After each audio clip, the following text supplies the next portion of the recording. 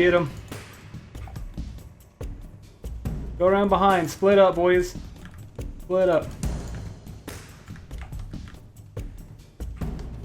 Yeah, they're trying to freeze, boys. Go after Bo. Just somebody in the stack. And this man is going to die. He's next to a clan that hates him, wants him dead, and he has a sliver HP left with the wrong prayer. What does he do? Does he just let himself die? Or does he try to escape an unescapable situation where the main priority and focus is him?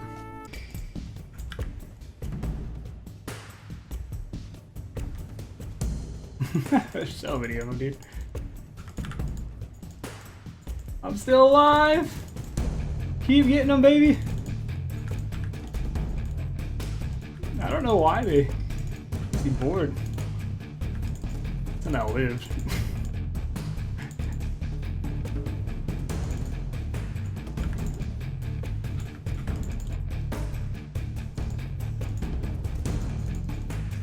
I don't know how I lived that. Welcome to the OSRS guide on how to tank a clan. This is your host tonight, MintMadCow, and welcome to another one of my videos. Thanks for clicking on it. Now, I have been attacked many a times, and I have actually died many a time.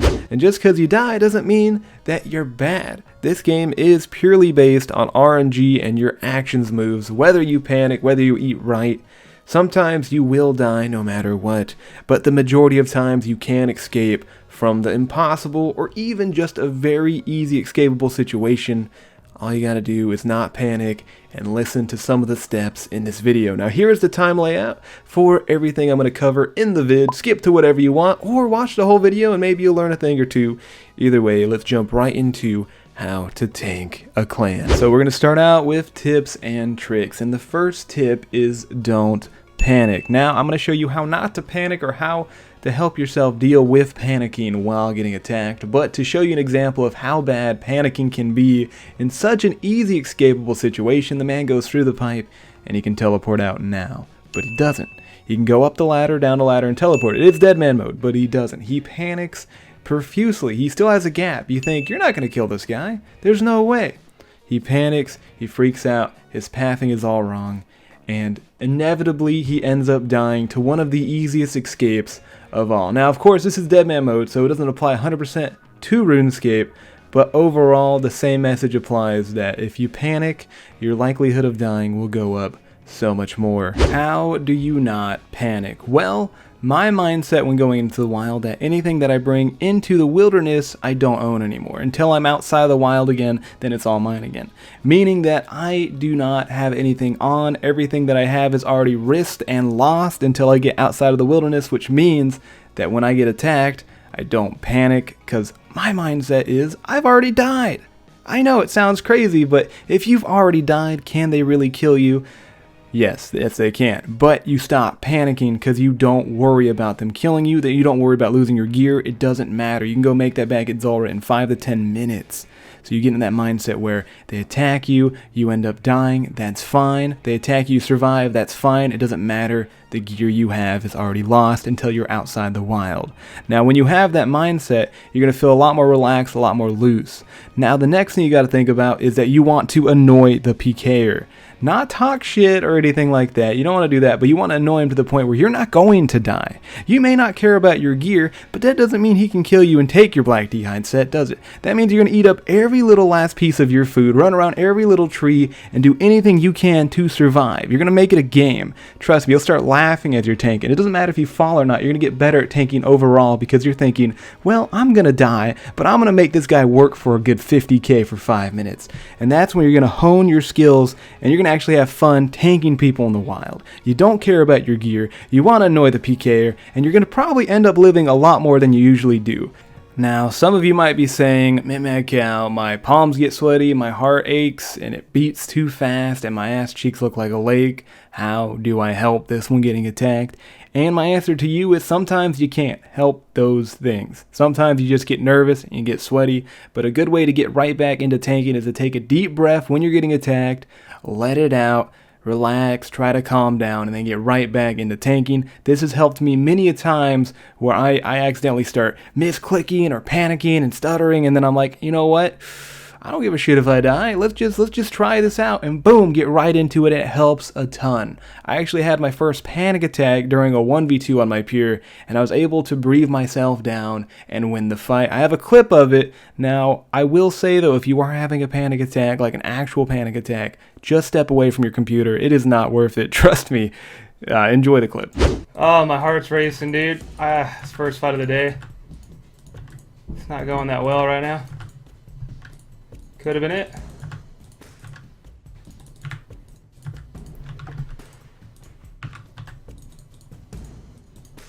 I got the chunk clicks, dude. My heart's racing. I don't know why.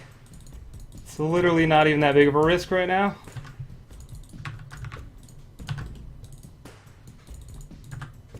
Alright, we're gonna win this. I can't get my heart rate down though, which is very annoying. I don't let him wall me. I might have to just try to escape, dude. Literally, I can't control my heart rate. I don't know what's going on. I can't control my heart rate. My hand's literally pulsing, dude.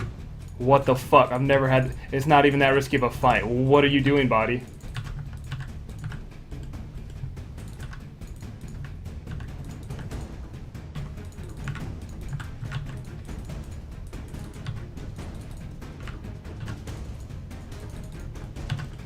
I can't control my heart rate, boys.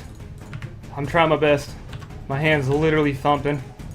Oh, this is so dumb. This is such an easy kill, boys. The reason I showed you guys that clip is so that you can relate more towards me, as you don't see me as somebody who gets nervous, sweaty, even panic attacks at some points, and now you do. You kind of see that this man not only deals with all this nervousness of being in the wild, but he can also tank clans and not let it really get to him. And I just kind of want to recap on some of the tips that I gave you.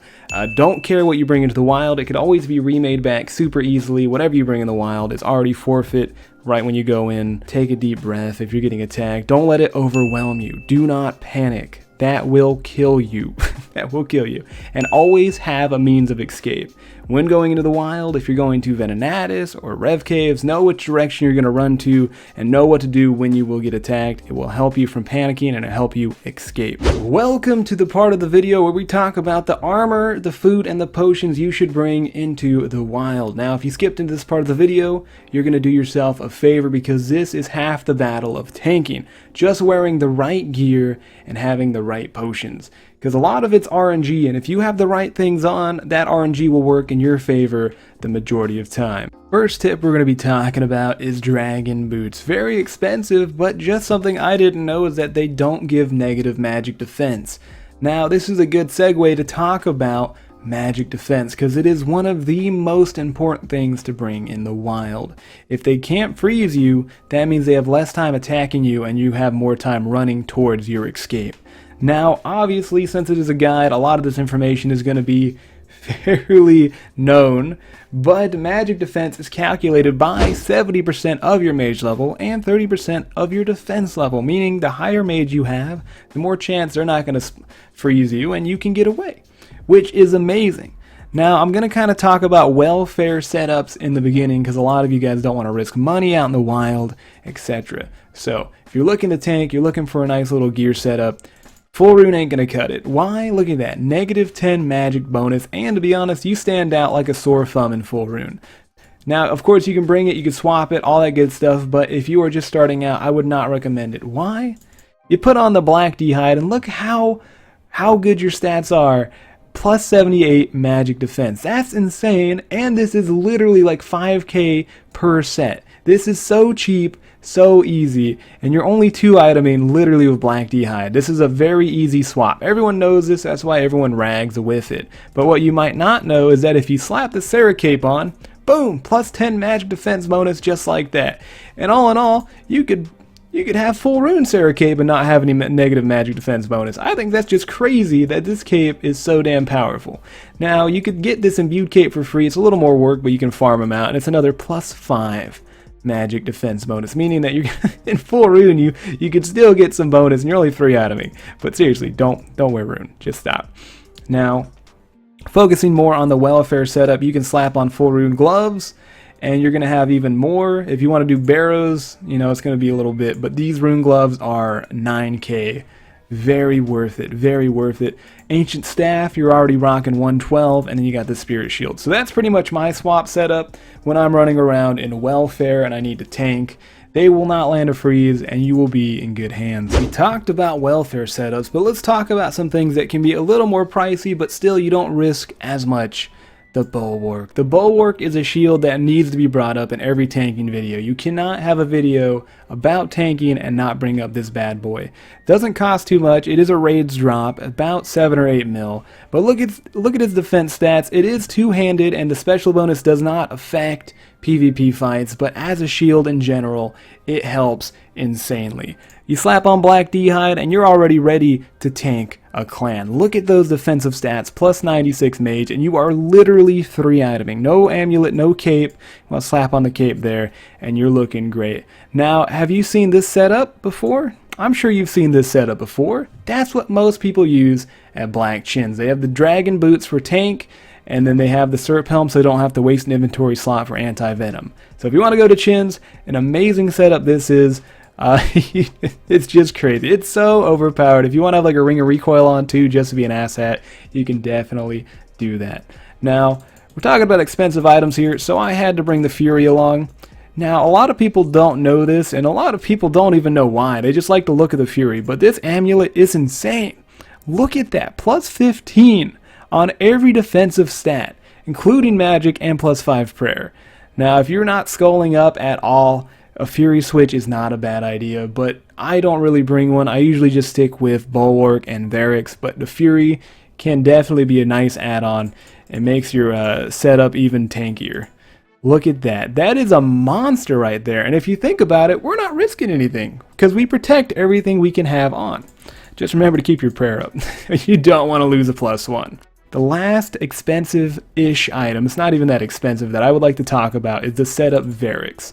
Full Varix obviously has a % chance to hit through prayer on a monster, or sorry, through defense on a monster like Callisto or Venenatis, so it's good for bossing, but it's also insanely great for tanking. Some of my best tanks has been in this setup.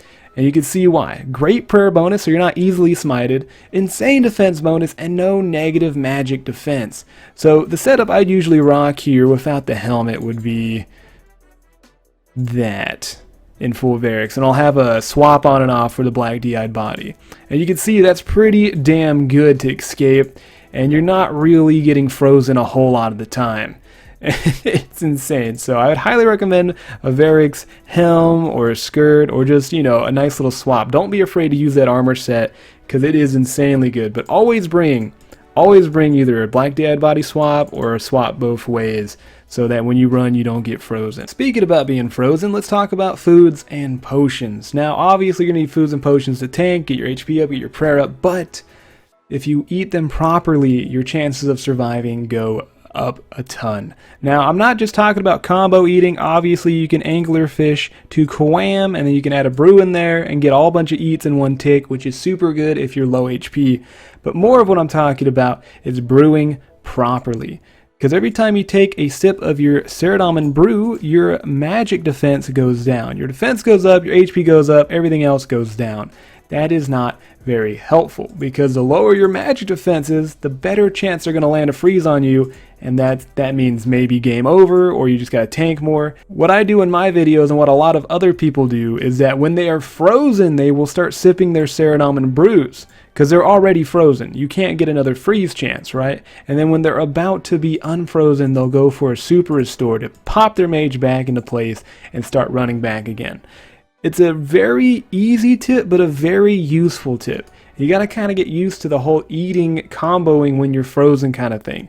Definitely focus more on your anglers and your sharks or whatever when you're not frozen, so that you have less of a chance of being frozen to keep that magic defense high. Now, obviously, anti-venom +4 and a stamina dose are gonna help you a ton. I always bring them, but remember, it is quite costly to bring an anti-venom. They're 15 to 17k, so if you want to swap it out for a Serp Helm, I can highly recommend that. And then obviously, stamina just so you can run. If you can't run, you die. So bring in stamina every time at the very least.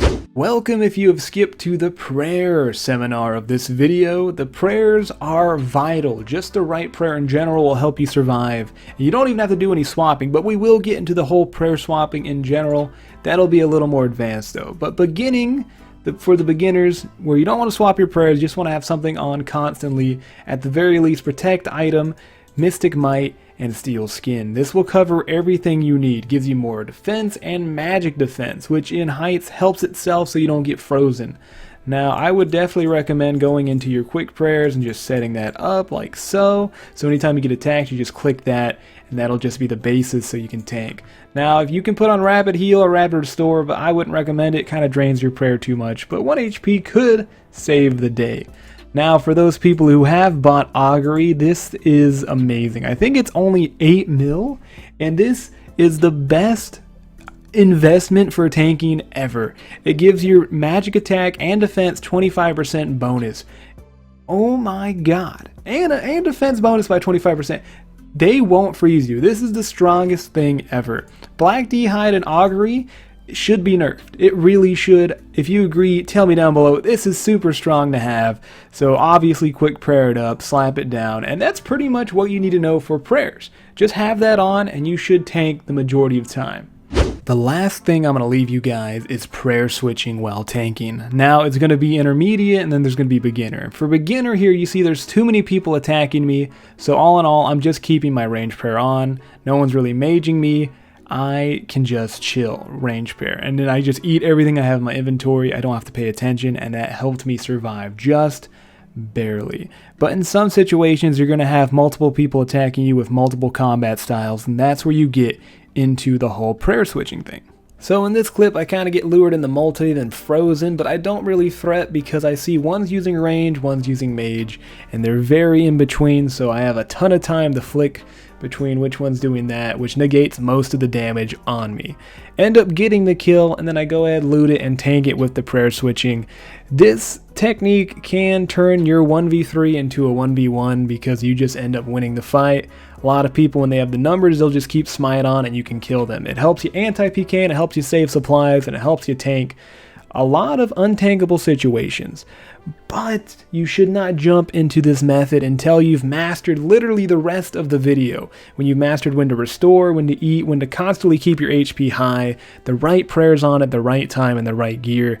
Do not try this. Don't try it until then. Once you have everything mastered, your awareness of the wilderness, you're not going to panic. You're going to actually be able to do this quite easily, and you're going to work your way up to tanking clans that you never thought you would tank in certain situations. So pretty much this is all of the tank guide. There is a lot of things that I missed, but I don't want to ramble on for more than 20 minutes because a lot of this is just talking. So hopefully it helped you out. Tell me if you tank a clan with any of this information. A like would be amazing. Subscribe for more content, and if the video does really well, I'll definitely not make a tank guide too, but I'll make a tips and tricks for tanking. Just some other stuff like how to log out from a gap, and there's just so much that you just learn on your own. This is pretty much a bare essentials. So either way, go enjoy the wild, go to Callisto, Venonata's Rev Caves, slap some cheeks, think of me when you're doing it. And like always, thank you very much for watching. I'll see you in the next episode.